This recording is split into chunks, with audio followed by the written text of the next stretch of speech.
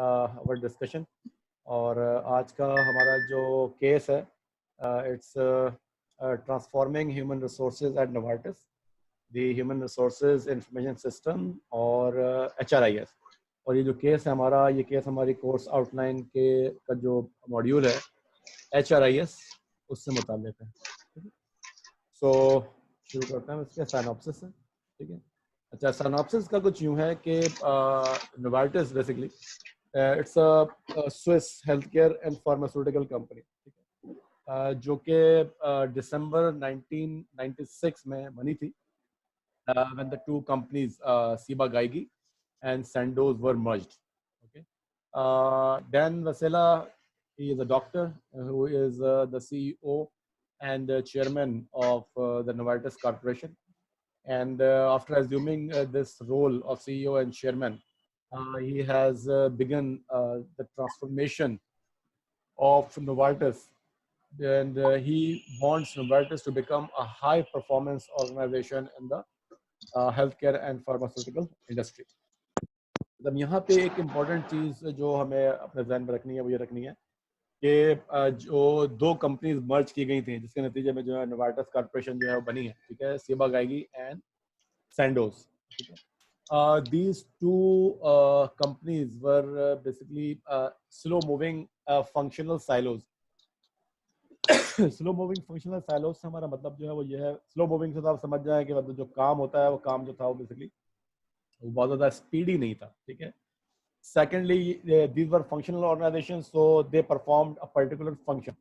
And number third, very important thing, that they were silos. Silos का मतलब जो है वो होता है, it's an organization or a department that works with itself. ठीक है, कोई कोलैबोरेशन नहीं होती, कोई इंटर डिपार्टमेंटल या इंटर कंपनी जो है वो आपकी कम्युनिकेशन जो है वो नहीं होती। ठीक है, सो remember that this is the type of culture that the newly formed Novartis organization is inheriting from these two companies. ठीक है, तो जब रेडिकल ट्रांसफॉर्मेशन की हम बात करेंगे या फॉर एग्जाम्पल जब हम HRIS के इम्प्लीमेंटेशन की हम बात करेंगे, तो वहाँ पे ये चीज़ जो है बहुत ज़्यादा इंपॉर्टेंट होती है कि कंपनीज का जो है वो कल्चर ऐसा हो कि जहाँ पे जो है वो लोगों का एक दूसरे के साथ कनेक्शन हो, कोलैबोरेशन हो। ठीक है, एक टीम वर्क जो है और वो हो, और टीम वर्क में भी ऐसा कि जहाँ पर हम ये कहें कि जनाब के जो लोग हैं वो किसी एक डिपार्टमेंट से या किसी एक कंपनी से बिलोंग ना करते हो, वो मुख्तलिफ जो है वो डिपार्टमेंट या मुख्तलिफ यूनिट से जो है बिलोंग करते हो, तभी सही मानों में जो है वो एक ट्रू टीम स्पिरिट जो है हमारे सामने आती है। अदरवाइज जो है वो एक ट्रू टीम स्पिरिट हमारे सामने नहीं आती। अच्छा, अब मर्जर के बाद जो है इनकी जो पोस्ट मर्जर फाइनेंशियल परफॉर्मेंस है वो तो अच्छी है, इसमें इनको कोई मसला नहीं है। लेकिन वो समझते हैं कि इनका जो HR फंक्शन है, ठीक है, उसको जो है वो चेंज करने की या ट्रांसफॉर्म करने की जो है वो ज़रूरत है। और इन्होंने अपनी जो है वो कुछ प्रायोरिटीज सेट की हैं HR फंक्शन के बारे में। वो प्रायोरिटीज़ क्या हैं? पहली प्रायोरिटी जो है वो है उनकी टैलेंट मैनेजमेंट। दूसरी प्रायोरिटी है organizational development and strengthening, reward and recognition, winning team spirit, core HR processes and IT support. अब यहाँ पे जो बाकी जो उनकी प्रायोरिटीज़ हैं उन पे ऊपर तो वर्कआउट कर रहे हैं और उसमें जो है वो काफ़ी इन्होंने प्रोग्रेस भी की है। लेकिन जो लास्ट प्रायोरिटी है इनकी IT सपोर्ट, ठीक है, ये अभी इस पर उनको काम करना जो है बाकी है। और IT सपोर्ट की जब वो बात करते हैं तो IT सपोर्ट से उनका मतलब जो है वो एक global organization wide human resource information system है। ठीक है, अच्छा, अब इस ग्लोबल HRIS को इम्प्लीमेंट करके वो क्या एडवांटेज गेन करना चाहते हैं?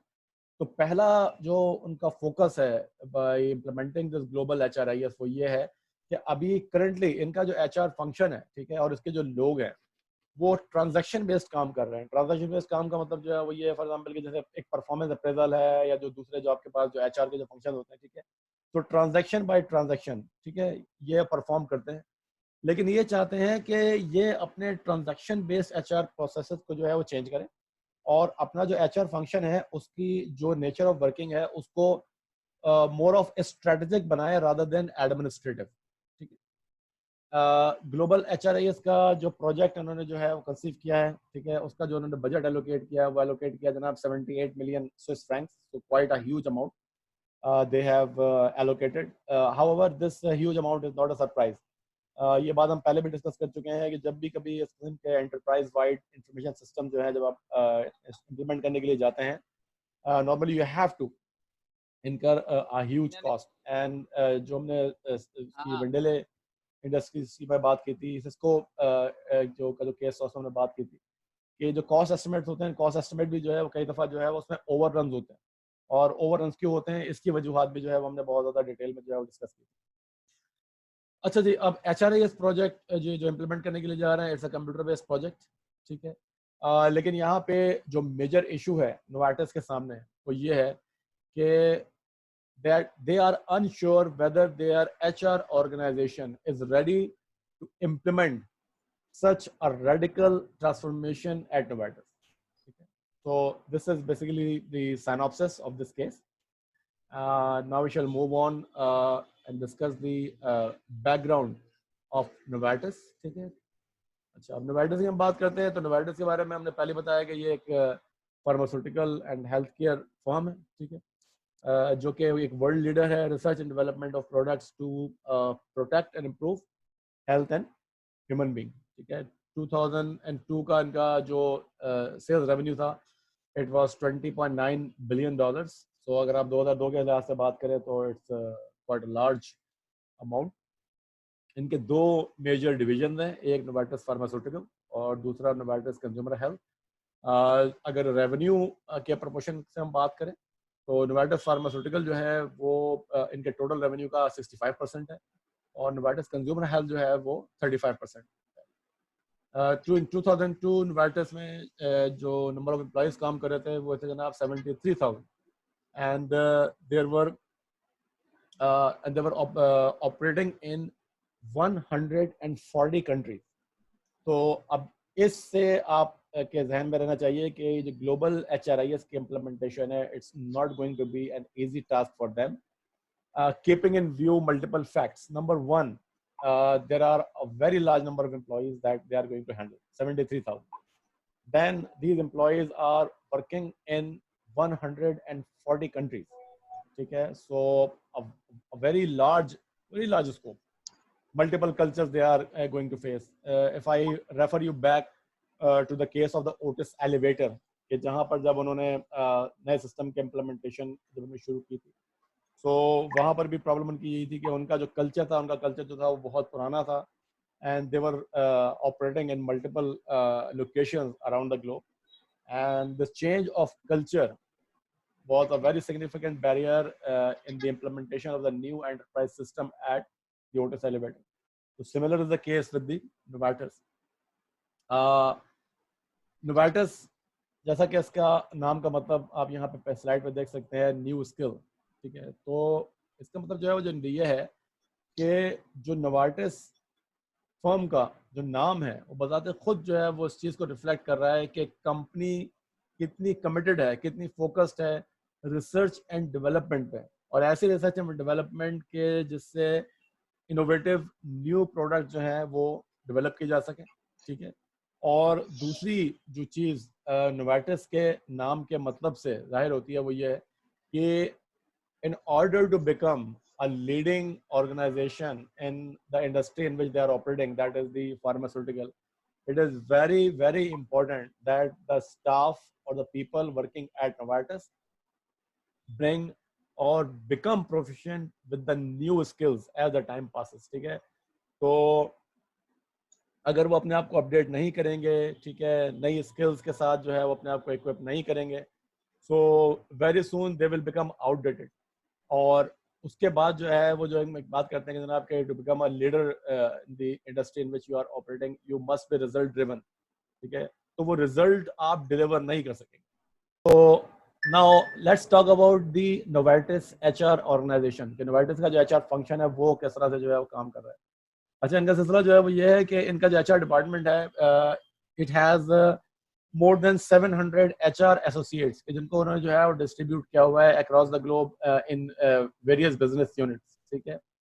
अच्छा, अब जब इनका मर्जर हुआ है दिसंबर 1996 में, तो मर्जर के बाद जो है वो नोवार्टिस ने मल्टीपल HR प्रोग्राम्स जो है वो इम्प्लीमेंट किए हैं। रिमेंबर कि उनका जो फोकस जो है वो ये है कि हम एक रेडिकल ट्रांसफॉर्मेशन जो है वो लेकर आए हैं हमारा जो एचआर का जो फंक्शन है, एचआर के फंक्शन को जो है हम एक रेडिकली ट्रांसफॉर्म करें। उसकी वजह जो है वो सिंपल है कि जनाब हमने अगर वर्ल्ड लीडर रहना है, ठीक है, तो हमें नोवार्टिस को एक रिजल्ट ड्रिवन ऑर्गेनाइजेशन में कन्वर्ट करना है। और एक रिजल्ट ड्रिवन ऑर्गेनाइजेशन में हमें ऐसे लोग चाहिए होंगे कि जो सिर्फ गुड ना हो, जो कि वेरी गुड ना हो, बल्कि बेस्ट ऑफ द बेस्ट हो।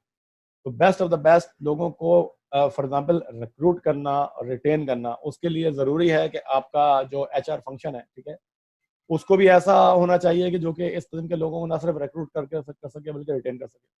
तो यहाँ पे अभी हम जितने एचआर प्रोग्राम्स की बात कर रहे हैं, उन तमाम के तमाम एचआर प्रोग्राम्स का फोकस जो है वो यही है।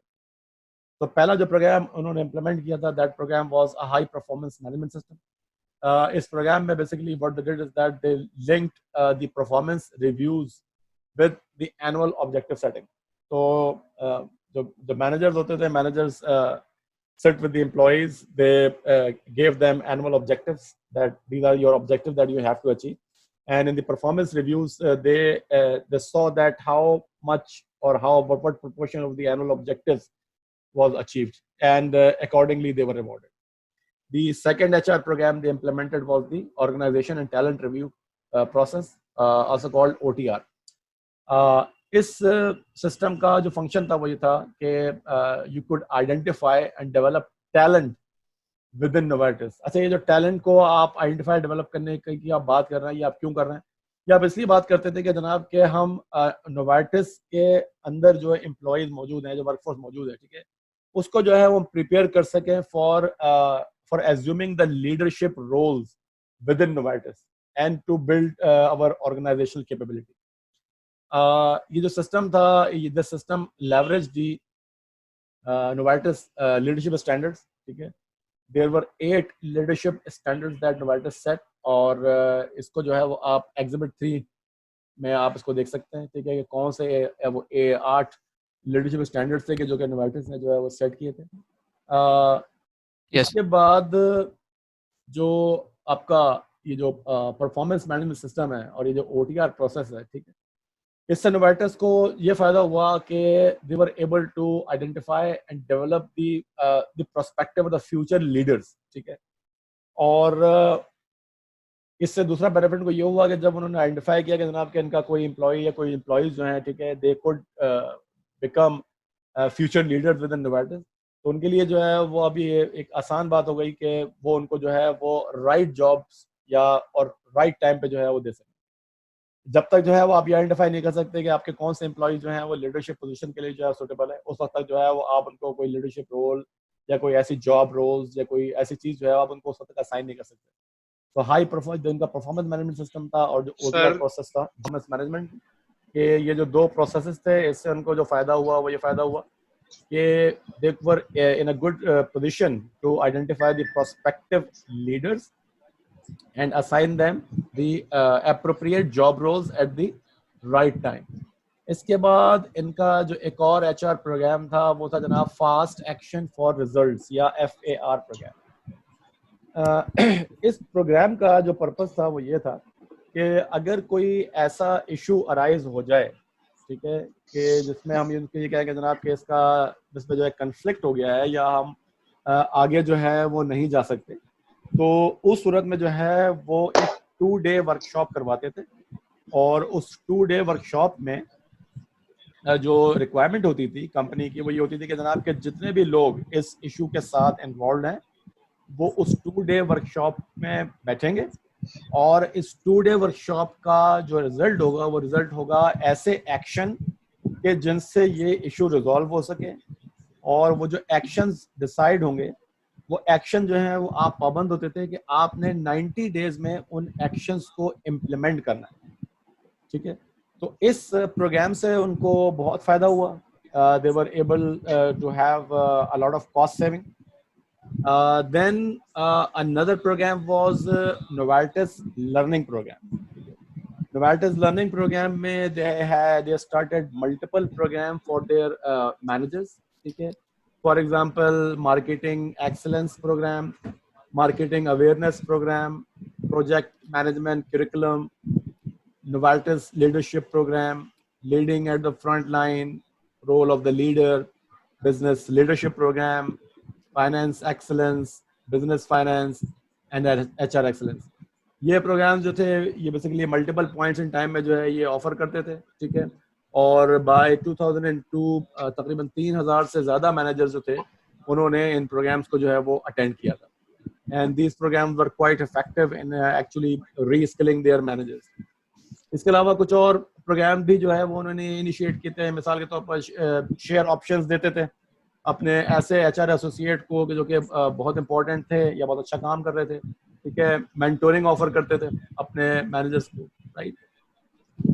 सो मल्टीपल बुनियादी तौर पर जो हम देखते हैं कि Novartis was undertaking multiple HR initiatives, ठीक है, keeping in view their intention to bring radical transformation in their HR function, ठीक है। और ये क्यों कर रहे थे इसका हम पहली बात कर चुके हैं, ठीक है। यहाँ तक आप देखें कि ये जो तमाम काम कर रहे हैं, ठीक है, इसमें अब बुनियादी जो उनको एक रिक्वायरमेंट है, वो रिक्वायरमेंट जो है वो ये है कि इन्हें रियल टाइम इंफॉर्मेशन चाहिए अबाउट द HR फंक्शन, ठीक है। अब real time information about the HR function, for example आप अगर ये मालूम करना चाहें कि किसी एक पॉइंट इन टाइम पे आपके पास कितने HR एसोसिएट जो हैं वो अवेलेबल हैं अक्रॉस द ग्लोब, ठीक है, या for example different business units में आपके पास कितने HR एसोसिएट्स अवेलेबल हैं, हर HR एसोसिएट का जो है फॉर एग्जांपल बैकग्राउंड क्या है, ताकि फॉर एग्जांपल अगर आप रोटेशन करना चाहें या अगर आप ये समझना चाहें कि भाई कि मतलब मेरी इस वक्त जो है वो करंट कैपेबिलिटीज क्या है, ठीक है। तो राइट नाउ प्रॉब्लम जो था वो ये था कि इनके पास ऐसा कोई सिस्टम मौजूद नहीं था कि जिससे वो ये इंफॉर्मेशन जो है वो फैच कर सकें, ठीक है। और क्योंकि उनके पास ये रियल टाइम इंफॉर्मेशन मौजूद नहीं थी तो उसकी वजह से जो इनका ये जो प्लान था, ठीक है, कि ट्रांसफॉर्मेशन की जाए या वट एवर इट इज, ठीक है, they were having significant problems in implementing this agenda of radical transformation। क्योंकि सीधी सी बात है, अगर आपके पास डेटा अवेलेबल नहीं होगा, आपके पास करेक्ट राइट इंफॉर्मेशन जो है वो राइट टाइम पे अवेलेबल नहीं होगी, it will be very difficult for you to finish this agenda. So that's why they were thinking of implementing the global computer-based HRIS। अच्छा, अब हम बात करते हैं जनाब नोवार्टिस के HRIS की, ठीक है, जिसको इम्प्लीमेंट करने की हम बात कर रहे हैं, ठीक है। सो बेसिकली ये जो इनका जो IT बेस्ड प्रोजेक्ट है HRIS का, ठीक है, इसका जो ऑब्जेक्टिव है वो ये है कि it is going to be a global system. और जिस तरह की हमने पहले बात की थी, ठीक है, जब हम ERP इम्प्लीमेंट करते हैं, so each ERP includes a single database, ठीक है, जिसमें जो है तमाम की तमाम इंफॉर्मेशन जो है वो तमाम डिपार्टमेंट्स और तमाम फंक्शंस जो है वो स्टोर करते हैं। और क्योंकि इंफॉर्मेशन एक सिंगल पॉइंट पे स्टोर हो रही होती है, तो अगर टॉप मैनेजमेंट रियल टाइम में ये देखना चाहे कि जनाब के इस वक्त ओवरऑल ऑर्गेनाइजेशनल परफॉर्मेंस या डिफरेंट या इंडिविजुअल डिपार्टमेंटल परफॉर्मेंस क्या है, तो वो उनके लिए काम आसान होता है, ठीक है। सो ये जो ग्लोबल HRIS जिसको ये इम्प्लीमेंट करने के लिए जा रहे हैं वो भी यही काम करेगा कि एक सिंगल डेटाबेस जो है प्रोवाइड करेगा कि जिसमें तमाम के तमाम नोवार्टिस की जो HR रिलेटेड इंफॉर्मेशन है वो सेव होगी। Now there is a long term goal of implementing this HRIS। पहला जो उसका पर्सपेक्टिव है वो ये है कि जो एम्प्लॉइज हैं वो अपनी जो इंफॉर्मेशन है, ठीक है, वो उसको जो है वो HR डिपार्टमेंट को बीच में डाले बगैर खुद से अपनी इंफॉर्मेशन रियल टाइम में अपडेट कर सके। और दूसरा उसका एस्पेक्ट है, जो दूसरा जो लॉन्ग टर्म ऑब्जेक्टिव है वो ये है कि जो मैनेजर्स हैं, managers are able to extract the reports from this system. तो reporting and the data updation, ठीक है, रिपोर्ट्स जो हैं वो एक्सट्रैक्ट कर सके ऑन HR एक्टिविटीज। तो ये दो लॉन्ग टर्म गोल थे HRIS के। पहला ये कि एम्प्लॉयज जो हैं वो अपनी इंफॉर्मेशन को रियल टाइम पे इंटरनेट को इस्तेमाल करते हुए अपडेट कर सकें। मतलब कहने का ये है कि जो HRIS है, HRIS का एक्सेस जो है वो थ्रू इंटरनेट अवेलेबल हो एम्प्लॉयज को अक्रॉस द ग्लोब, ताकि अपनी इंफॉर्मेशन को रियल टाइम में अपडेट किया जा सके। और नंबर 2, आपके जो मैनेजर्स हैं वो ग्लोबल लेवल पर आपकी HR बेस्ड एक्टिविटीज की रिपोर्ट्स को एक्सट्रैक्ट कर सके, ठीक है। अच्छा, अब यहाँ पे जब ये HRIS जो है, जब HR फंक्शन को ऑटोमेट करेगा, तो उससे जो एक बेनिफिट वो अचीव करना चाह रहे थे वो ये है कि जो HR स्टाफ है, ठीक है, वो ज्यादा टाइम लगाए स्ट्रेटेजिक एक्टिविटीज के ऊपर रादर देन एडमिनिस्ट्रेटिव एक्टिविटीज के ऊपर, ठीक है। तो अब आपको यहाँ पर मैं जो है वो कहूँगा कि आप exhibit 5 of the case study को देखिएगा, ठीक है, जिसमें बताया गया है कि जनाब के पहले HRIS इम्प्लीमेंटेशन करने से पहले इनका जो HR स्टाफ था वो उसका जो टोटल टाइम था उसका 60%, 60, वो लगता था एडमिनिस्ट्रेटिव एक्टिविटीज के ऊपर, और HRIS के इम्प्लीमेंटेशन के बाद वो एक्सपेक्ट कर रहे थे कि जनाब अब ये एडमिनिस्ट्रेटिव एक्टिविटीज के ऊपर अपने टोटल टाइम का 20% स्पेंड करेंगे। अच्छा, अब HRIS में जो है वो कौन से HR के प्रोसेसेस इंक्लूड होने चाहिए, ठीक है, तो लाजमी है कि ये वो प्रोसेस होंगे कि जो कि मिशन क्रिटिकल होने चाहिए। मिशन क्रिटिकल होने का मतलब क्या है कि जिनके बगैर जो है वो आप समझते हैं कि आप सही परफॉर्म नहीं कर सकते, ठीक है। वो कौन कौन से प्रोसेस है कि जिनको उन्होंने आइडेंटिफाई किया कि ये HRIS में इंक्लूड होंगे। जो पहला प्रोसेस था वो था जनाब परफॉर्मेंस मैनेजमेंट सिस्टम। जो दूसरा प्रोसेस था वो था जनाब OTR, organization and talent review process. जो तीसरा प्रोसेस था वो था जनाब कंपनसेशन, और जो चौथा प्रोसेस था वो था जनाब एम्प्लॉय वर्क एंड लाइफ पे। जो सिग्निफिकेंट चैलेंजेस हैं इनोवेटर्स के लिए वो ये हैं कि उन्हें पता है कि जब ये HRIS को जब ये इम्प्लीमेंट करेंगे, तो HRIS को इम्प्लीमेंट करने का मतलब जो है वो ये है कि जो इनका जो HR फंक्शन है या जो इनका HR के जो लोग हैं, ठीक है, इनका जो रोल है, ठीक है, उसमें एक बहुत मेजर और फंडामेंटल जो है वो चेंज आ जाएगा, ठीक है। ये जो चेंज की जो हम बात कर रहे हैं, ठीक है, तो ये चेंज जो है वो ना सिर्फ उनके जॉब फंक्शन में आएगा, बल्कि इस वक्त इनका जो रोल है, ठीक है, उस रोल में भी आएगा। अच्छा, रोल किस तरह चेंज होगा? रोल ऐसा चेंज होगा कि अभी जो इनका काम है वो ट्रांजैक्शन बेस्ड जो काम है, ठीक है, now this transaction based role will be changed and they will become a strategic partner and change agent, ठीक है। अब वो बुनियादी तौर पर जो है वो बिजनेस यूनिट्स को गाइड करेंगे स्ट्रेटेजिक एस्पेक्ट्स पे, ठीक है, रादर देन ये जो पहले जो काम किया करते थे, ठीक है, एडमिनिस्ट्रेटिव कामों के ऊपर ज़्यादा तवज्जो थी, स्ट्रेटेजिक कामों के ऊपर, ठीक है। HR मिसाल के तौर पर जो है आप यूँ समझें कि जैसे आप एक कहते हैं कि जी कि परफॉर्मेंस रिव्यू, एक परफॉर्मेंस रिव्यू आपने सिंपली कंप्लीट करना है, it's a transaction, it's a transaction. लेकिन जब आप एक स्ट्रेटेजिक पार्टनर के तौर पर जब आप काम करते हैं, तो आप बुनियादी तौर पर जो है वो आप ये बताते हैं कि यार कि परफॉर्मेंस रिव्यू को किस तरह से होना चाहिए, ठीक है, आपके बिजनेस यूनिट की रिक्वायरमेंट क्या है, आपके बिजनेस यूनिट का काम क्या है, और उस काम को ज़्यादा बेहतर करने के लिए आपके पास किस तरह के जो है लोग होने चाहिए, उन लोगों को किस तरह से जो है आपको डेवलप करना चाहिए। This is the role of a strategic partner, ठीक है। और यही नोवार्टिस चाहता है कि जब HRIS इम्प्लीमेंट हो, तो HRIS इम्प्लीमेंट होने के बाद इनका जो HR फंक्शन है या जो HR डिपार्टमेंट है वो एक स्ट्रैटेजिक पार्टनर, एक चेंज एजेंट बन जाए रादर देन ट्रांजैक्शनल HR, ठीक है।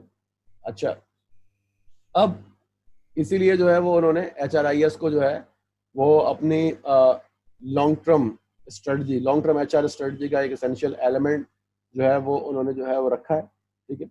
अच्छा, यहाँ पे एक इम्पॉर्टेंट चीज़ जो है वो ये है कि जो बेसिकली इस ग्लोबल HRIS इम्प्लीमेंटेशन को सक्सेसफुल बना सकती है वो है acceptance of this new system. क्योंकि अगर ऑर्गेनाइजेशन नए सिस्टम को एक्सेप्ट नहीं करती, तो चाहे वो सिस्टम कितना ही अच्छा क्यों ना हो, वो सिस्टम काम नहीं करेगा, ठीक है। ये चीज़ हम मल्टीपल केस स्टडीज में जो है देख चुके हैं कि सिस्टम जो हैं वो बताते खुद बहुत अच्छे होते हैं, उनके अंदर बहुत ज़्यादा कैपेबिलिटीज होती हैं, they can bring so many benefits, but until unless your organization accepts this new system cannot bring any good, ठीक है। और यही इशू जो है वो इनका भी है। अच्छा, अब इन्होंने इस एक्सेप्टेंस को जी नबील। सर ये जो आप एक्सेप्टेंस की बात कर रहे हैं, हम्म। सर ये जो है वर्कफोर्स की बात कर रहे हैं कि वर्कफोर्स इस नए सिस्टम को एक्सेप्ट करेगी कि नहीं करेगी? बुनियादी तौर पर जो है मैं दोनों की बात कर रहा हूँ। यहाँ पे सिलसिला जो है वो ये है कि जो इनके जो HR एसोसिएट्स है ना, रिमेंबर के इनका जो इनको जो है वो जो टैलेंट है, टैलेंट को उन्होंने कंटिन्यूसली ग्रूम करना है। अगर टैलेंट को कंटिन्यूसली ग्रूम नहीं करेंगे, लोगों को जो है लीडरशिप पोजीशन के लिए तैयार नहीं करेंगे, तो they will be left behind, they will not be able to innovate. ठीक है। अब इसीलिए जो है वो हम्म। HRIS को लेकर आ रहे हैं, क्योंकि जब HRIS आ जाएगा तो वो एडमिनिस्ट्रेटिव कामों से हट के स्ट्रेटेजिक कामों की तरफ जो है वो लग जाएंगे। मतलब एचआर हम्म। की बात हो रही है। अब जब HR फंक्शन जो है वो जब स्ट्रेटेजिक कामों की तरफ जाएगा, तो जाहिर है कि एक बड़ा सिग्निफिकेंट शिफ्ट है ना। पहले तो आपको पता है कि आपने जो है वो सिर्फ परफॉर्मेंस अप्रेजल करना था, एक फॉर्म फिल आउट करना था जो आपको हम्म। जो है फॉर एग्जाम्पल दे दिया गया था। अब आपसे ये कहा जा रहा है कि आपने सिर्फ परफॉर्मेंस अप्रेजल का फॉर्म फिल आउट नहीं करना, आपने जो है वो जो जिस बिजनेस यूनिट के साथ आपको हमने लगाया है, उस बिजनेस यूनिट को आपने गाइड करना है HR के कोर प्रोसेसेस के ऊपर, कि ये HR के जो कोर प्रोसेसेस हैं, ये आप किस तरह से परफॉर्म करें so that your business unit objectives are met and the business objectives of Novartis are met। ठीक है, यही वो बात होती है ना जो बार बार करते हैं, अलाइनमेंट जी। Of the objectives of business functions and the business as a whole. जब तक ये अलाइनमेंट अचीव नहीं होती, ऑर्गेनाइजेशन प्रोग्रेस नहीं कर सकती। लेकिन HRIS आने के बाद आपको पता है कि भाई हम अगर किसी आदमी को जो कि एक बहुत अरसे से जो है वो एक ही तरह का काम करता आया है, हम उसको कहें कि भाई अब तुमने आज से जो है वो काम नहीं करना, तुम्हारा काम हमने चेंज कर दिया है, तो रेजिस्टेंस तो आएगी ना। बिल्कुल। अब जब वो रेजिस्टेंस आएगी तो उस रेजिस्टेंस को खत्म करना जो है वो जरूरी है, और वो रेजिस्टेंस खत्म करने के लिए हमें एक्सेप्टेंस जो है वो चाहिए होगी। अब उस एक्सेप्टेंस को कैसे लेकर आया जाए, उस एक्सेप्टेंस को लाने का एक तरीका जो है वो ये है कि जो कि यहाँ पर जो है जो नोवार्टिस ने किया है वो ये किया है कि जो HRIS की जो इम्प्लीमेंटेशन टीम है, उसमें इन्होंने डिफरेंट डिपार्टमेंट से जो हाईली एक्सपीरियंस लोग हैं उनको जो है शामिल किया, जो बिजनेस को अच्छी तरह से समझते हैं। तो now they will help Novartis to identify कि जनाब डिफरेंट जो बिजनेस यूनिट्स हैं या जो HR फंक्शन में जो लोग बैठे हुए हैं, उनके दिमाग में पॉसिबली क्या चीजें हो सकती हैं कि जिसकी वजह से जो है वो नए सिस्टम को अपोज करेंगे, और वो अकॉर्डिंगली जो है वो अपनी HRIS इम्प्लीमेंटेशन जो है उसमें उन फैक्टर्स को मिटिगेट करे, ताकि जो है वो ऑर्गेनाइजेशन वाइड जो है वो एक्सेप्टेंस और बाय इन जनरेट हो सके। अदरवाइज सिस्टम, पहली बात तो ये कि पूरी तरह इंप्लीमेंट हो सकेगा, और अगर चलें आपने जोर जबरदस्ती करके उसको इम्प्लीमेंट कर भी दिया तो भी उसके डिजायर्ड ऑब्जेक्टिव्स अचीव नहीं होंगे। ठीक है, क्लियर है? ठीक है सर। ओके। अच्छा, अब जो है वो यहाँ पे इतनी ये बात हो गई हमने, ठीक है। अच्छा, अब हम आगे चलते हैं जनाब।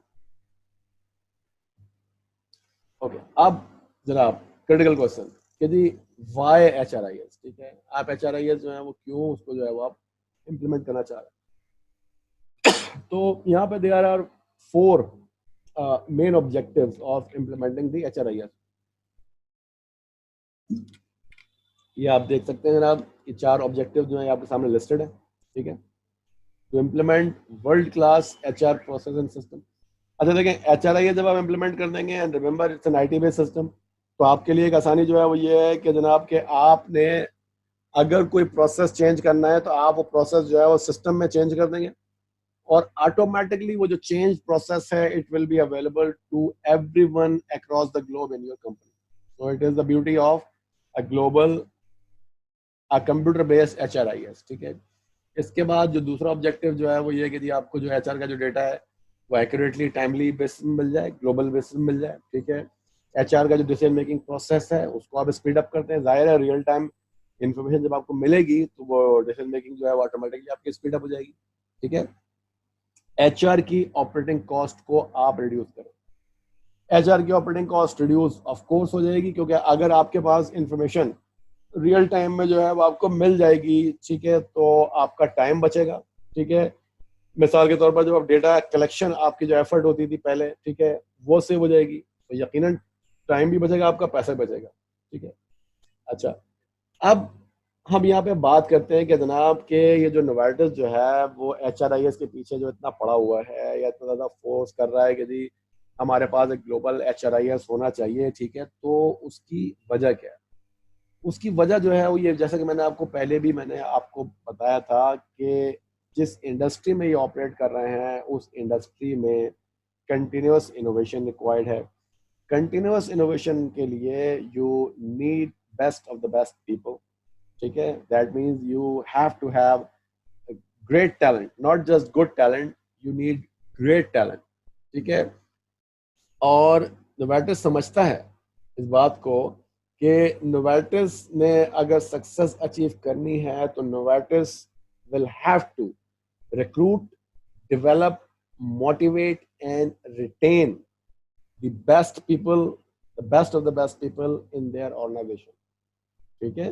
क्योंकि याद रहे कि हमने एक बात कहा था शुरू में कि Novartis is the world leader of the pharmaceutical and consumer health improvement products, ठीक है। अच्छा, अब इनका जो सीईओ है, अगर आप केस स्टडी में आप देखें तो सीईओ जो है वो कहता है एक जगह पे कोर्ट्स में, better people produce better results, ठीक है। तो ये उनके चेयरमैन का ख्याल है कि जनाब अच्छे लोग होंगे तो अच्छे रिजल्ट्स आएंगे, ठीक है। तो ऑफ कोर्स तो HRIS जो है इट मेक्स परफेक्ट सेंस कि जनाब के टैलेंट मैनेजमेंट और बाकी तमाम चीज़ों में यकीनन आपको बहुत ज़्यादा जो है वो हेल्प मिलेगी, ठीक है। अच्छा, HR का जो डिपार्टमेंट है उसका एक और काम जो है वो ये भी है कि जनाब हमें ये पता हो कि जनाब हमारे पास जो है वो जो नंबर ऑफ स्किल्ड पीपल हैं, ठीक है, वो एक सफिशिएंट क्वांटिटी में जो है वो हमारे पास अवेलेबल है। अच्छा, दूसरी चीज एक और नोवार्टिस या कोई भी अच्छी ऑर्गेनाइजेशन जो होती है, आपने सक्सेशन प्लानिंग जो है आपने पढ़ी है, ठीक है। किसी भी अच्छी ऑर्गेनाइजेशन में एक सक्सेशन प्लानिंग का एलिमेंट जो है बहुत इंपॉर्टेंट होता है। कोई भी ऑर्गेनाइजेशन जो है या कोई भी बड़ी सक्सेसफुल ऑर्गेनाइजेशन कभी भी किसी एक या दो लोगों के ऊपर रिलाय नहीं करती। मतलब अगर जो है फॉर एग्जाम्पल जनाब आज एक बंदा है, कल वो चला गया, दूसरी का दूसरा आ गया, ठीक है, तो क्या ऑर्गेनाइजेशन का काम रुक जाएगा? नहीं, ऑर्गेनाइजेशन का काम चलता रहेगा। But for that purpose you have to have good succession planning. Right now तो नोवार्टिस का मसला जो है वो ये है कि जनाब के जो इनके पास खासतौर जो HR फंक्शन की हम बात कर रहे हैं, तो एक जो इनका कोई भी HR एसोसिएट है, ठीक है, उसकी जगह पे अभी फिलहाल उन्होंने ये एस्टिमेट किया है कि उनके पास जो है वो उस बंदे के अगेंस्ट सिर्फ एक ही बंदा ऐसा है कि जो कि अगर वो बंदा चला जाए तो वो उसको रिप्लेस कर सकता है, जिसको हम कहते हैं जनाब ready now associate. Ready now associate का मतलब ये है कि जनाब मैंने एक एसोसिएट को तैयार किया हुआ है किसी दूसरे एसोसिएट के अगेंस्ट, कि अगर ये मेरा HR एसोसिएट किसी भी वजह से जो है वो मेरी कंपनी में ना रहा तो उसकी जगह मेरे पास ये दूसरा HR एसोसिएट जो है वो तैयार है जो उसका काम कर सकता है। नोवार्टिस की प्लानिंग जो है वो ये है कि अभी right now they have one HR associate ready against another HR associate. They want to increase this number to 2 so that there will be at least 2 HR associates ready to take over another HR associate if the need arise। ये बात समझ में आई आप लोगों को? हाथ race करेगा समझ में नहीं आई तो गुड। दूसरी जो प्रायोरिटी है उनकी वो ये है कि जनाब अगर हमने लीडरशिप रोल देना है नोवार्टिस के अंदर, ठीक है, खास तौर से HR फंक्शन में तो वो ये चाहते हैं कि जनाब के हमारे 70% of the leadership positions must be filled from people within Novartis.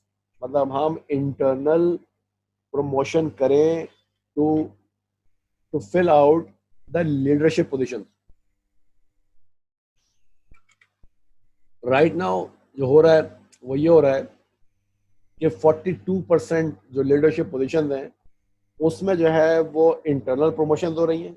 Internal लोगों को जो है वो बेसिकली लीडरशिप पोजीशन के ऊपर जो है वो प्रमोट किया जा रहा है लेकिन नोवार्टिस जो है वो ये चाहता है कि इस 42% की फिगर को इंक्रीज किया जाए 70% पे। 70% leadership positions in Novartis must be filled from within Novartis. ठीक है, अच्छा जी, अब थोड़ी सी और बात कर लेते हैं कि जनाब ये तो जो इनकी प्रायोरिटीज हो गई जिसकी वजह से ये कह रहे हैं कि जी HRIS इंप्लीमेंट होना चाहिए। क्या कोई और भी मसले मसाइल हैं कि जिसकी वजह से जो है वो कंपनी ये समझती है, ज़रूरी समझती है कि जनाब हमारे पास जो है वो एक HRIS होना चाहिए? ठीक है, तो अब अगर आप यहाँ पे इस स्लाइड पे देखें, ठीक है, जहाँ पर लिखा हुआ है द कंपनी हेड, तो नीचे जो है वो बहुत सारे जो है वो रीज़न मौजूद हैं कि जो जिसकी वजह से जो है वो कंपनी समझती है कि जनाब हमें एक ग्लोबल HRIS इम्प्लीमेंट करना ज़रूरी है। बिकॉज एक तो हमारे स्ट्रेटेजिक ऑब्जेक्टिव्स हैं, दूसरा there are so many issues, IT related की आप बात कर लें, नॉन IT रिलेटेड की बात कर लेंगे, जिसकी वजह से हमें एक ग्लोबल HRIS इम्प्लीमेंट करना है। अदरवाइज हम वो सक्सेस लेवल अचीव नहीं कर सकेंगे कि जो कि इस इंडस्ट्री में सस्टेन करने के लिए रिक्वायर्ड है। अच्छा जी, अब हम आ जाते हैं आपके HRIS प्लान पे। ठीक है, कि जनाब नोवार्टिस जो है वो HRIS को किस तरह प्लान कर रहा है, कैसे इंप्लीमेंट करेगा। तो इन्होंने जो टाइम ड्यूरेशन जो है एस्टिमेट किया है for implementing this global HRIS वो है 2.5 साल का टाइम है, 2.5 years। ठीक है, and this will be implemented in phases. Remember big bang and phased approach, याद है जी? तो ये बिग बैंग अप्रोच पे नहीं जा रहा है, ये जाएंगे फेज्ड अप्रोच पे। ठीक है, और इन्होंने जो लोग बेसिकली जो है इम्प्लीमेंटेशन टीम जो बनाई है उन्होंने HRIS की, ठीक है, they have included some very experienced people। ठीक है, now your small task, very very small task would be that you will go to the case study and you will identify the position and their level within Novartis। ठीक है, मतलब implementation team में जो लोग शामिल हैं, ताकि आपको एक फील आ सके कि एक ग्लोबल लेवल इंफॉर्मेशन सिस्टम को इम्प्लीमेंट करने के लिए जब ऑर्गेनाइजेशन जो है, जब कोई इम्प्लीमेंटेशन टीम जो है वो डेवलप करती है, क्रिएट करती है, तो उसमें किस तरह के किस प्रोफाइल के लोगों को जो है वो डालती है, ताकि इस बात को इंश्योर किया जा सके कि वो जो रेजिस्टेंस आएगी अगेंस्ट द न्यू सिस्टम उसको मिनिमाइज किया जाए और जो एक्सेप्टेंस है या जो बाय इन है उसको बढ़ाया जाए। अच्छा जी, जाहिर है कि जब आप ये ग्लोबल HRIS जब आप इम्प्लीमेंट करने के लिए जा रहे हैं तो आप दुनिया में पहले आदमी तो नहीं है कि जिसने जो है वो एक ग्लोबल HRIS जो है वो इम्प्लीमेंट किया है। ठीक है, there are multiple companies, so many companies that have implemented global HRIS। तो एक अच्छी जो प्रैक्टिस होती है वो ये होती है कि दूसरों के तजर्बे से सीखा जाए। We should learn from other people. ठीक है, कि जनाब के उन्होंने जो है वो जब यही काम किया था तो उनको जो है वो क्या डिफिकल्टीज उनके सामने आई थी, उन्होंने उनको कैसे ओवरकम किया। ठीक है, अच्छा, लेकिन बहरहाल एक जो यूनिक चीज़ है यहाँ पे वो ये है कि नोवार्टिस ने जितनी भी जो सॉफ्टवेयर उन्होंने सेलेक्ट किया है, वंस अगेन वो सॉफ्टवेयर वही है कि जो कि वेंडेले इंडस्ट्रीज ने सेलेक्ट किया था। ठीक है, सैप। ठीक है, इन्होंने सैप R3 का जो HR का मॉड्यूल है वो उन्होंने सेलेक्ट किया है, जिसको बेसिकली जो शॉर्ट टर्म में कहा जाता है माई सैप HR। माई सैप MYSAP स्पेस HR, माई सैप HR। ये इनकी चॉइस है for implementing the global HRIS। अब इन्होंने जो है जब इनकी सक्सेस स्टोरीज जो हैं जब इन्होंने रिव्यू की हैं माई सैप HR की अक्रॉस द ग्लोब, तो एक चीज़ जो है वो उन्होंने आइडेंटिफाई की है कि जो वेरियस सक्सेस स्टोरीज हैं माई सैप HR इम्प्लीमेंटेशन की अक्रॉस द ग्लोब, उसमें किसी भी सक्सेस स्टोरी में जो सर्कमस्टांसेस हैं, ठीक है, मतलब company circumstances, environmental condition, what जो भी आप बात करें, it is not exactly the same as Novartis.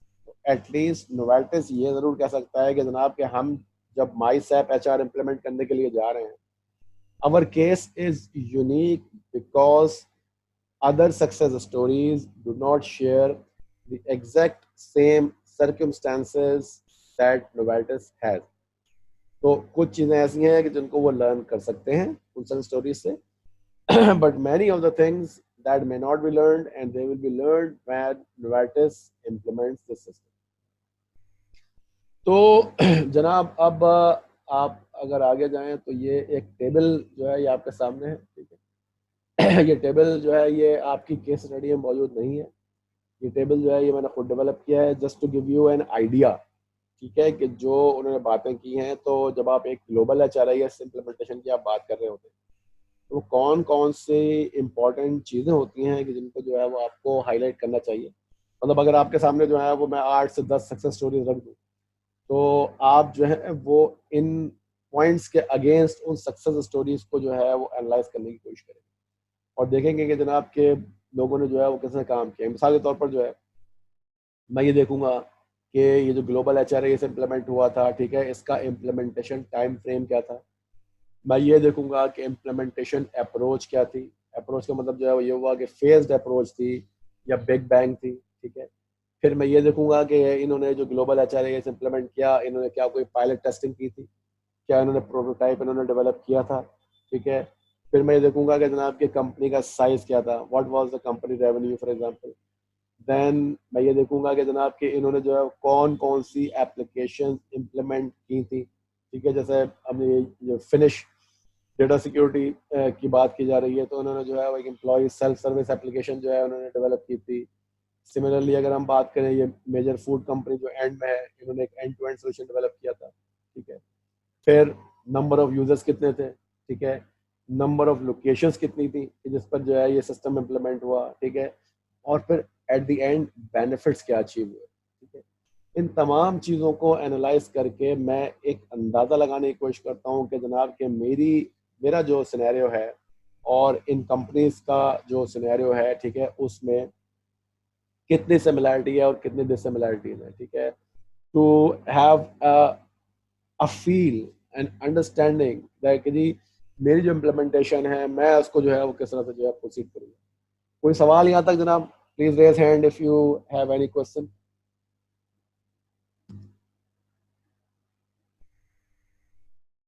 Okay, good, no question. नहीं सर। ओके, अच्छा जी, अब आगे चलते हैं। हमने कहा कि जी ठीक है, ये हमने तमाम सक्सेस स्टोरीज देख ली और हमने कहा कि जनाब के सक्सेस स्टोरीज में जो है वो हमारे हमारे जो हालात हैं, हमारे जो सर्कमस्टेंसेस हैं, वो एग्जैक्ट सर्कमस्टेंसेस जो हैं इसमें से किसी भी बेसिकली इम्प्लीमेंटेशन में नहीं थे। लेकिन क्या हम कुछ कॉमन फैक्टर्स आइडेंटिफाई कर सकते हैं कि भाई इन तमाम कंपनियों ने जो इम्प्लीमेंटेशन की और हम जो इम्प्लीमेंटेशन करने के लिए जा रहे हैं, तो क्या इसमें कुछ कॉमन फैक्टर्स हैं जो हम आइडेंटिफाई कर सकते हैं? तो fortunately there are some commonalities or the common features that exist among the implementation of HRIS at Novartis and the implementation of global HRIS at these companies. तो क्या कॉमनैलिटीज हैं, क्या कॉमन फीचर्स हैं? पहली चीज जो है वो क्या है? Need for a substantial change of mindset.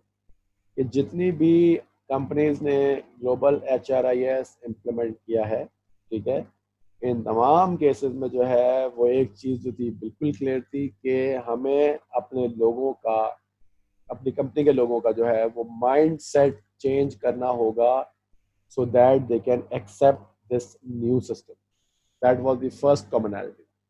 The second commonality was that we need to significantly rethink our existing process. ये बात मैंने आपको जो ERP इम्प्लीमेंटेशन के जो केसेस थे उसमें भी मैंने हाईलाइट की थी कि आपके जो एग्जिस्टिंग प्रोसेसेस होते हैं उसे जो है वो आपने बहुत केयरफुली आपने स्टडी करना होता है और फिर आपने डिसाइड करना होता है कि जो आप एक ग्लोबल सिस्टम को जब आप इम्प्लीमेंट करने के लिए जा रहे हैं तो आपके एग्जिस्टिंग सिस्टम जो हैं वो उस ग्लोबल सिस्टम में किस तरह से फिट होंगे, उन प्रोसेसेस को जो है वो आपको किस तरह से जो है मॉडिफाई करना पड़ेगा, ठीक है, या प्रोसेस को मॉडिफाई करना पड़ेगा या प्रोसेसेस को ख़त्म करके जो सॉफ्टवेयर आपको जो प्रोसेस बता रहा है वो इम्प्लीमेंट करना पड़ेगा, ठीक है। Remember our discussion of vendor industries कि जहाँ पे हमने बात की थी टेक्नोलॉजी इनेबल्ड चेंज की और क्लीन शीट रीडिजाइन की, ठीक है। This is the same thing I am talking about here. Okay ji, कोई सवाल? नहीं sir. Okay, okay ji, so अब हम आ जाते हैं जनाब HRIS इम्प्लीमेंटेशन चैलेंजेस पर, ठीक है। कि इन्हें जो है जब ये इम्प्लीमेंटेशन करेंगे, ठीक है, तो इन्हें जो है वो क्या करना चाहिए और क्या नहीं करना चाहिए, ठीक है, और क्या क्या प्रॉब्लम इनको आ सकती है। पहली चीज जो है वो ये है कि जो इनकी टीम है, ठीक है, उसे जो है वो बेस्ट प्रैक्टिसेस और स्टैंडर्डाइज प्रोसेसेस को आइडेंटिफाई करना पड़ेगा, ठीक है। वेंडेले इंडस्ट्रीज में उनके पास चैलेंज क्या था? चैलेंज जो था वो ये था कि हमने वो बात वहां पर कही थी कि कोई भी जो बेस्ट प्रैक्टिस है या कोई भी जो आपका प्रोसेस है, ठीक है, उसमें जो है वो लोगों का फीडबैक लेना जरूरी होता है। उसकी वजह जो है वो ये होती है कि जो बेस्ट प्रैक्टिस होती है, जो स्टैंडर्डाइज प्रोसेस होता है, वो किसी एक जगह पर अगर बेस्ट है तो जरूरी नहीं है कि किसी दूसरी जगह पर भी जो है वो बेस्ट ही रहे, क्योंकि इन्वायरमेंट डिफरेंट होते हैं, लोग मुख्तलिफ होते हैं।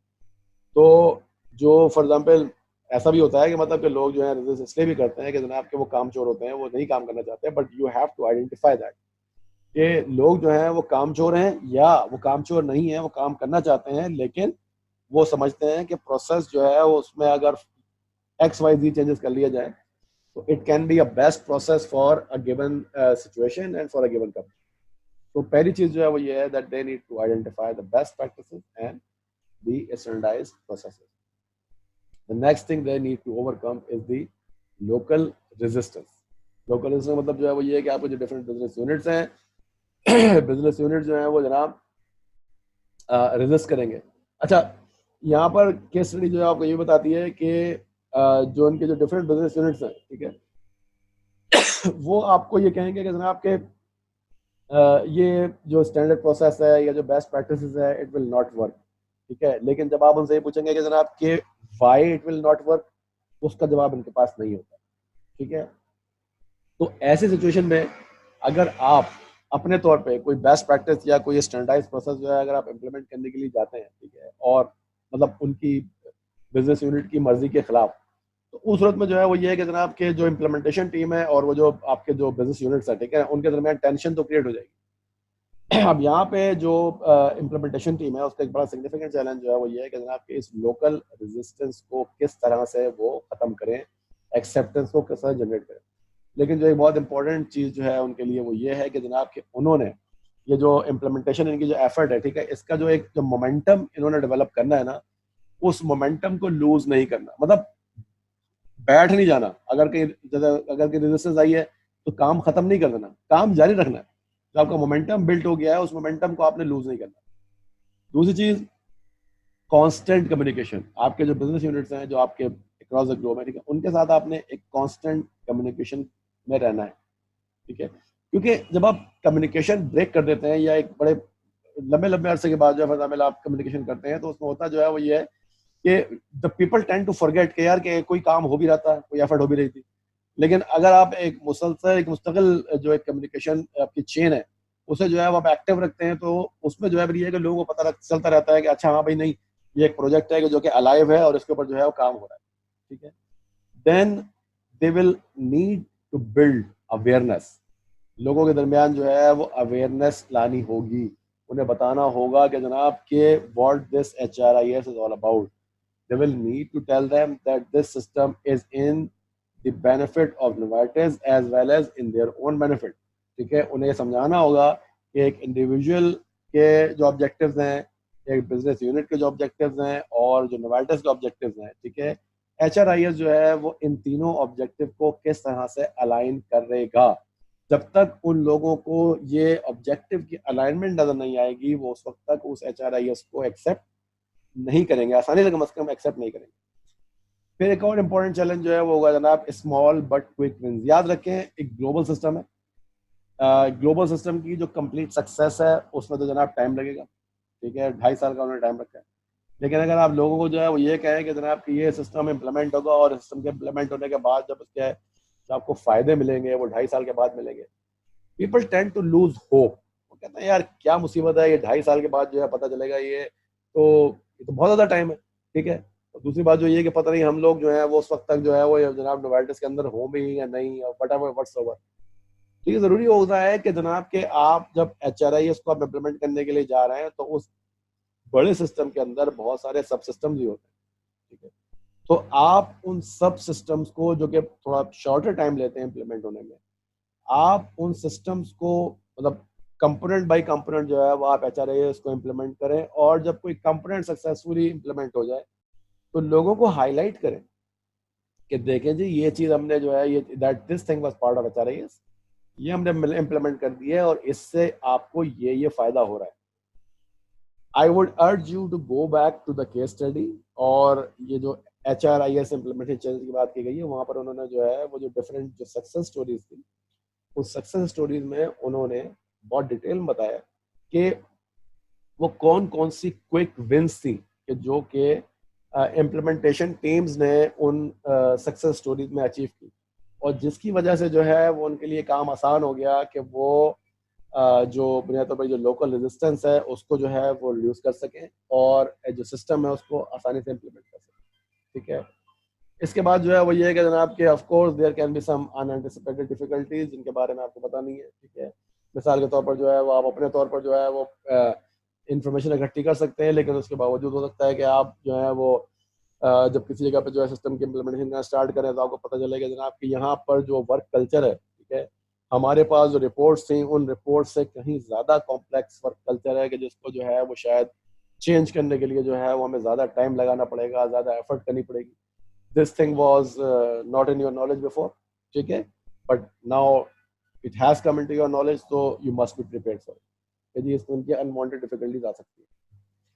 अच्छा जी, जो अब आप अगर कुछ सजेशन और रिकमेंडेशन की बात करें कि जनाब के नोवाटर को जो है वो क्या करना चाहिए, नोवाटर को क्या नहीं करना चाहिए, ठीक है, तो जनाब एक इम्पॉर्टेंट चीज़ जो है वो ये है, under promise and over deliver.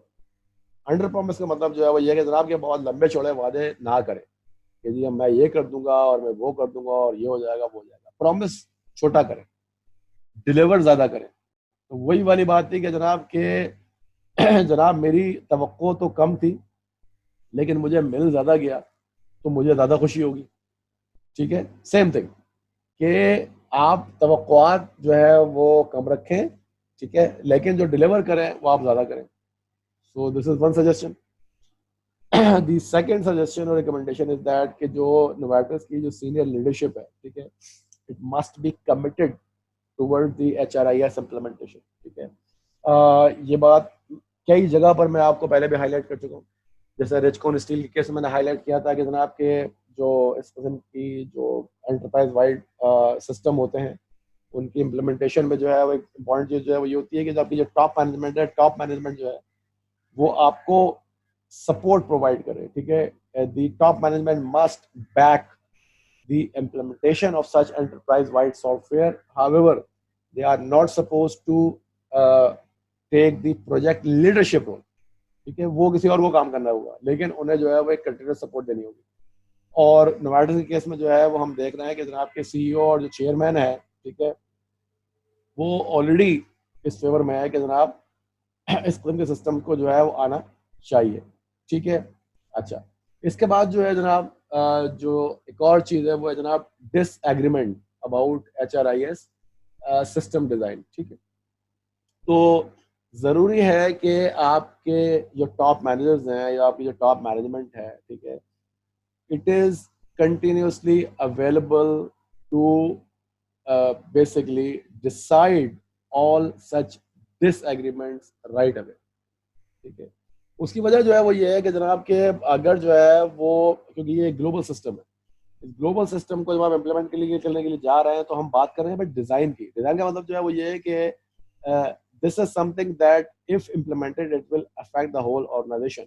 तो अगर यहाँ पे कोई मसले मसाइल हैं, कोई प्रॉब्लम है, ठीक है, कि जी सिस्टम में क्या होना चाहिए, सिस्टम में क्या नहीं होना चाहिए, ठीक है, तो आपकी जो टॉप मैनेजमेंट है it must be available so that such this agreements can be resolve right away.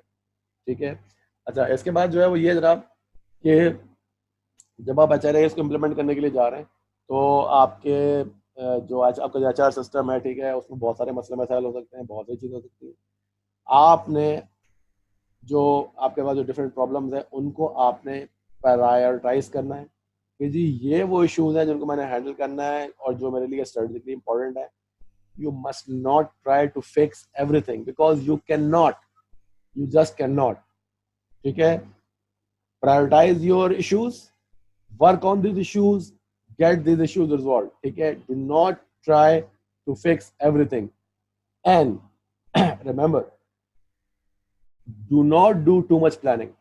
ठीक है, आप प्लानिंग जो है वो एक हद तक करेंगे, ठीक है, कि जनाब आपको क्या काम करना है और क्या नहीं करना, लेकिन अगर आपने बहुत ज्यादा प्लानिंग करना शुरू कर दी तो नतीजा जो है वो ये होगा कि आप एक्चुअल काम जो है वो नहीं कर सकेंगे और अपना ज्यादातर वक्त प्लानिंग में निकाल देंगे।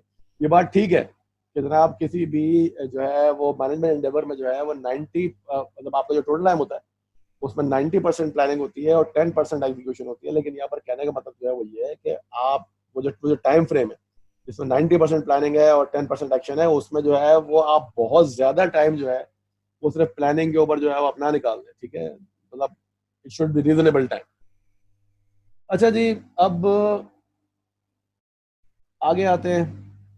ठीक है कि जनाब इम्प्लीकेशंस क्या हो सकती है of this HRIS for the Novartis. ठीक है, तो इसमें कोई शक नहीं कि ये जो HRIS है, ठीक है, ये इनका जो HR फंक्शन है इसके रोल को जो है वो ट्रांसफॉर्म कर देगा, फुल्ली ट्रांसफॉर्म कर देगा, एक स्ट्रेटेजिक पार्टनर चेंज एजेंट बना देगा उनको, ट्रांजैक्शनल रोल जो है उनका जो है बिल्कुल खत्म हो जाएगा। ठीक है, HR एसोसिएट जो है उनकी जो इंट्रैक्शन है बिजनेस यूनिट के साथ, ठीक है, उसमें जो है फंडामेंटल चेंज आ जाएगा, क्योंकि अब HR एसोसिएट को जो है वो स्ट्रेटेजिक इश्यूज के ऊपर बात करनी पड़ेगी। ठीक है, जो चेंज मैनेजमेंट के जो एफर्ट्स हैं उनके ऊपर जो है बात करनी पड़ेगी। पहले जो फॉर एग्जांपल एक सिंपल एक परफॉर्मेंस अप्रेजल भरना है, डिफरेंट एक्टिविटी के साथ परफॉर्म करनी है, ठीक है, वो तमाम काम खत्म हो जाएगा, एडमिनिस्ट्रेटिव चीजें खत्म हो जाएंगी, स्ट्रेटेजिक फोकस जो है ज्यादा बढ़ जाएगा। तो yes, it's a very serious implication.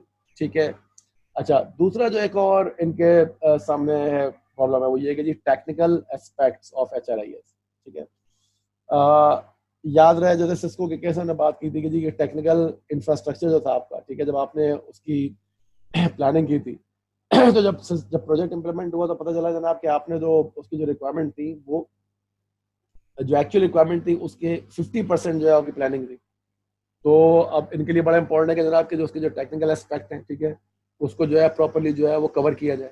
ठीक है, अच्छा, नोवार्टिस को इसका भी इल्म है और ये बात आपको मैं अब दोबारा यहाँ पर हाईलाइट करूंगा। एक IT बेस्ड एंटरप्राइज सिस्टम को लाना इशू नहीं होता, एक्चुअल चीज जो है वही होती है कि ये एक IT बेस्ड सिस्टम को लाना जो है वो सिर्फ और सिर्फ एक टेक्निकल पर्सपेक्टिव है।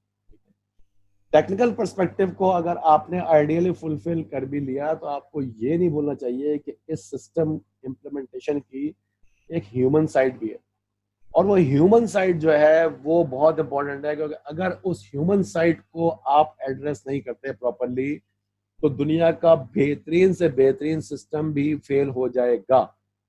ठीक है, अच्छा, अब यहाँ पे उन्होंने जो उनकी सिचुएशन है उन्हें पता है कि जो ह्यूमन साइड की हम बात कर रहे हैं, ह्यूमन साइड को वो ऐसा नहीं कर सकते कि पहले वो सिस्टम को इम्प्लीमेंट कर लें 2.5 साल में, और 2.5 साल में जब सिस्टम को इम्प्लीमेंट कर लें तो उसके बाद जो है वो जो अपना जो HR का जो ह्यूमन साइड है या जो उनका जो रोल है, ठीक है, उसके ऊपर काम करना शुरू करें। मतलब ये कि लोगों को कहें कि भाई सिस्टम इम्प्लीमेंट हो गया, अब जो है वो ये कि अब हम तुम्हें तैयार करेंगे उस सिस्टम के ऊपर काम करने के लिए, ऐसा नहीं है। तो basically the implementation of the system, that is the technical aspect and the human aspect, they will be covered simultaneously. So this is a big challenge for them कि जनाब के इन दोनों चीजों को जो है वो इकट्ठा वो कैसे करेंगे। अच्छा, अब यहाँ पे जो हमने साइनॉप्सिस में बात की थी कि नोवार्टिस जो है वो अनश्योर है कि जनाब कि ये जो ट्रांसफॉर्मेशन है ये किस तरह से होगा और क्या होगा। तो जो मेजर अनसर्टेनिटीज हैं वो क्या क्या है। पहली चीज जो है वो ये है कि नोवार्टिस को जो है वो इस बारे में जो है वो श्योर नहीं है कि जो इनके जो HR के जो लोग हैं, ठीक है, उनका एग्जैक्ट न्यू रोल किस तरह से डिफाइन करेंगे। मतलब इतना तो पता है कि स्ट्रेटेजिक जो है वो रोल हो जाएगा, चेंज हो जाएगा, लेकिन सवाल ये है कि वो इन दोनों रोल्स में वो एक्चुअली करेंगे क्या। और दूसरी चीज जो है वो ये है कि क्या इनके HR का जो स्टाफ है उसके अंदर रिक्वायर्ड कैपेबिलिटीज या कॉम्पिटेंस है भी इस न्यू रोल को पूरा करने के लिए या नहीं, ठीक है। नंबर 2 अनसर्टेनिटी जो है वो ये है कि जनाब के what could be the possible obstacles they could face, ठीक है, और क्या उन ऑब्स्टिकल्स को फेस करने के लिए, ओवरकम करने के लिए नोवार्टिस के पास एनफ प्रिपरेशन है या नहीं। तीसरी जो अनसर्टेनिटी है वो ये है कि जनाब के वो जो लोकल रेजिस्टेंस की जो बात हो रही है, उस लोकल रेजिस्टेंस को जो है वो हम किस तरह से डील करेंगे, किस तरह से ओवरकम करेंगे। चौथी अनसर्टेनिटी जो है वो ये है कि are there any things that we should be doing to prepare people for these issues. मतलब ये सारे मसले मसाइल आएंगे तो क्या कोई ऐसी चीज है, कोई ऐसा काम है कि जो कि अगर हम पहले से कर लें तो हम अपने लोगों को जो है वो इन इश्यूज को डील करने के लिए जो है वो तैयार कर सकते हैं, ठीक है। सो इन अ नटशेल प्रॉब्लम जो है वो नोवार्टिस के लिए जो है वो ये है कि नोवार्टिस जो है वो ये तो समझ रहा है कि जनाब रेडिकल ट्रांसफॉर्मेशन जो होगी, but what they do not understand that what this transformation में इन्वॉल्व, मतलब इस ट्रांसफॉर्मेशन में क्या क्या कुछ हो सकता है, किस तरह के रेजिस्टेंस आ सकती है, किस तरह से जो है वो उसको वो डील करेंगे, लोगों का रोल चेंज होगा, एचआर के लोगों का रोल चेंज होगा, तो वो उस रोल चेंज में exactly how this role will change, what they will be doing, do they have the required competencies, ठीक है। So these are all the critical uncertainties for which they do not have the right answers right now, ठीक है।